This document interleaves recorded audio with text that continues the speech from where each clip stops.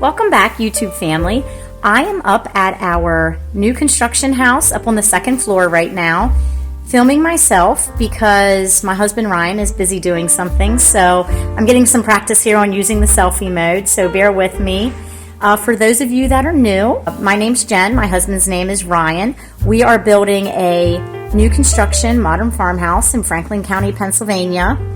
And we're taking you through all the steps, trying to show you tips and tricks, helpful information.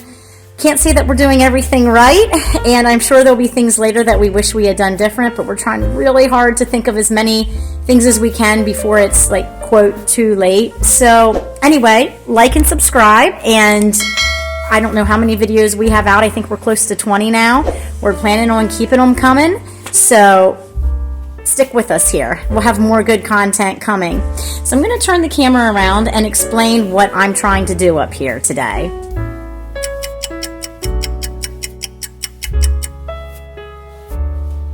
All right, we might seem crazy a little bit here, or a little maybe OCD or overkill, but I'm standing up here in the girls' bathroom, and Ryan screwed in or nailed in these extra 2x4s, like a cross section between the studs, and I went around with a Sharpie and labeled how far it is to the floor, the bottom of it, how far it is to the floor here. Sometimes I even did like how far it was from a corner.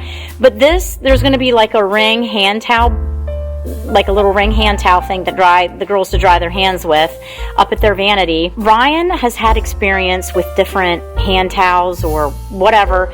If you screw it right into drywall, it eventually gets weak, it falls out, you have to patch the drywall, and then you have to re-screw it in, and the same thing just keeps happening over and over. He said, I really don't want to be hanging towel bars into drywall. He goes, I really want to be screwing it into wood.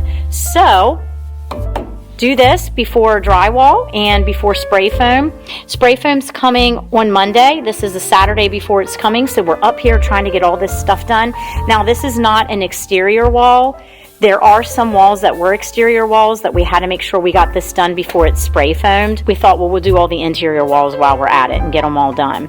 So we did things even like, see, they have the tub covered here to prepare for spray foam so they don't ruin our pretty tub.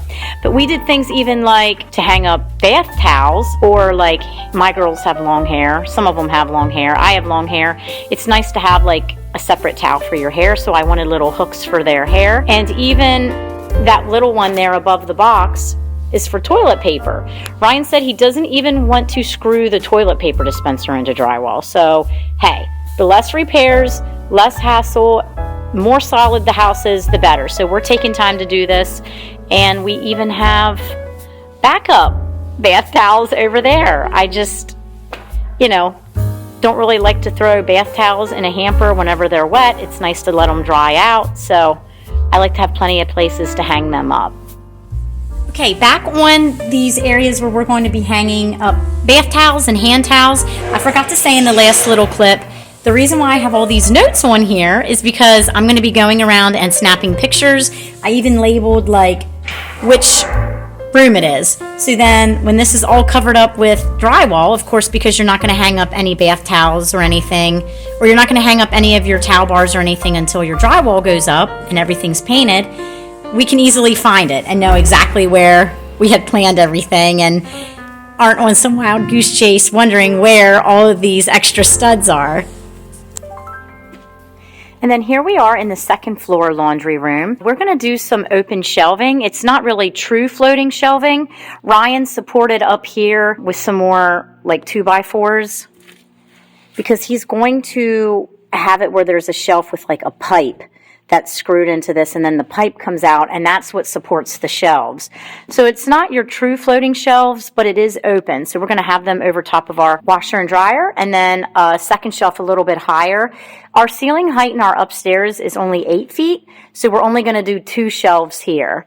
And then further down in the laundry room, there between the open shelves and the window, we'll have some upper cabinets, and then on the other side of the window, we'll have a floor-to-ceiling one to put like ironing board, mops, and that kind of thing.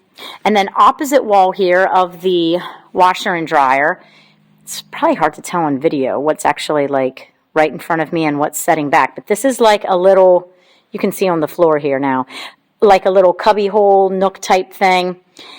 We're going to put a clothes bar up there. Ryan already has some supports there on the left. He wants to put I wanted a clothes bar for the kids if they ever have clothes they want to get out of the dryer and hang them up somewhere right away. And then we had that little nook there because right here is like a linen closet type thing. So we decided to make good use of that cubby hole. Okay, here's the little rascal now, working on putting some more support cross sections up for me. So he's got the one up for the clothes bar, and he's going to put up another one. And he has his fanny pack. His tool fanny pack and everything.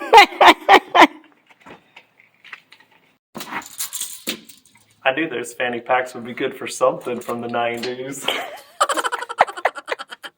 And then here's some more of my hubby's handiwork. Now we're down in the first floor laundry room, and this is a different kind of a setup for support, but this is because above my washer and dryer in this laundry room is going to be true floating shelves. So this is an exterior wall. This is the back of the house. So this is going to get spray foamed on Monday. Our cabinet guy said you got to get them up before the spray foam, before drywall. So this was kind of what drove us the motivation to get up here today. And then we went around and did all those other little jobs like putting up beams or boards where we wanted her towel bars. So in this laundry room, because I have 9-foot ceilings on the first floor, we're actually going to do 3 floating shelves. So one right above the washer and dryer, and it is going to be a top load washer. So that first shelf won't be super deep, and then shelf number 2 and shelf number 3 will be a little deeper.